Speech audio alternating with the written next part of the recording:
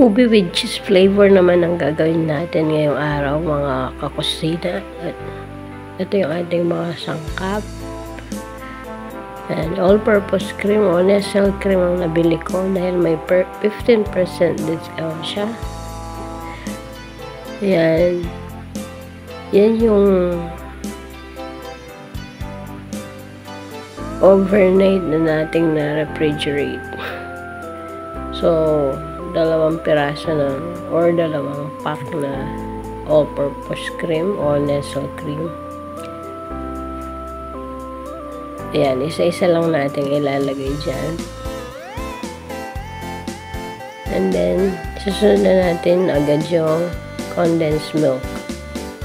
So, 1 can na condensed milk. So, kung masyado siyang matamis, pwede nyo hindi ilagay lahat yan. Pwedeng kahit 3/4 lang.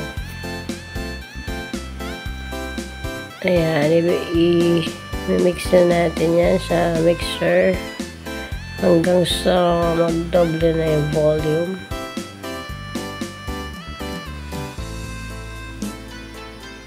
Ayan, pag ganyan na yung consistency, pwede natin ilagay yung ube flavor. So, ube flavorade nga pala yung gamit natin. So, 2 kutsara.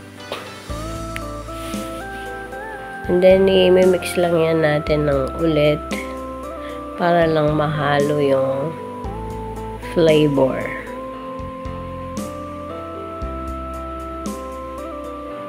So, hanggang sa well-combine na ang lahat yan.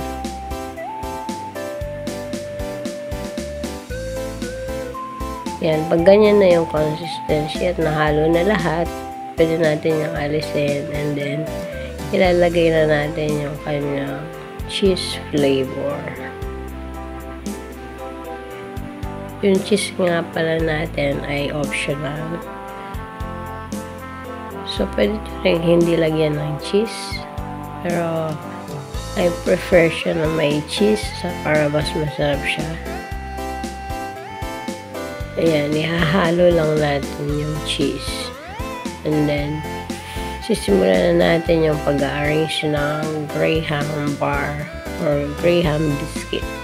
Nakabili na pala ako ng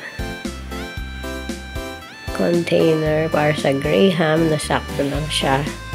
So, yan, nabili ko lang siya sa aking TikTok affiliate.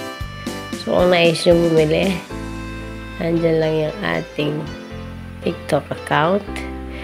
So, ilalagay ko yung link kung saan kayo pwedeng mag-order ng ating container para sa Graham.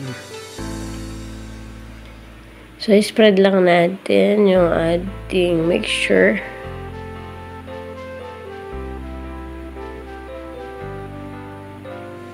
Yan, pantayin lang natin yan, mga kakusina. And then, ilalagay na natin yung para sa taas. Yan, tatakpan na natin yan at pwede na natin ilagay yan sa refrigerator or sa ating freezer. So, i-freeze natin yan ng at least 24 hours or yan. Lalagay natin sa freezer after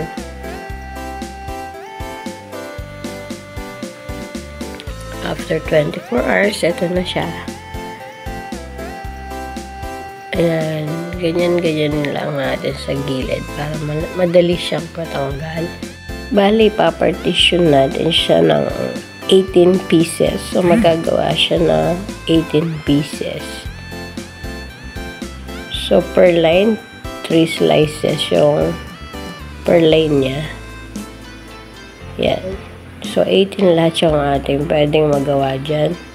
So, pwede natin yung ibenta ng 30 to 35 peso. Yan, depende yan po yan sa ating mga biniling product, sa mga price. Pero yun ang minimum na pwede natin siyang ibenta. Ganyan lang yung pag-wrap natin So, aluminum foil pala yung gamit natin. Pero pwede rin tayong bumili ng plastic kung gusto nyo ng plastic. So, any wrapper na pwede natin gamitin. Yan. Nilagyan ko nga pala siya ng stickers para ma-determine ko kung sa mga binibenta natin, meron tayong Rocky Road. So, different flavor siya, guys. Kaya, ayan siya. Para ma-determine yung ube flavor, nilagyan natin siya ng sticker. At mas maganda siyang tingnan. Thank you for watching. Subscribe, like, and share. God bless.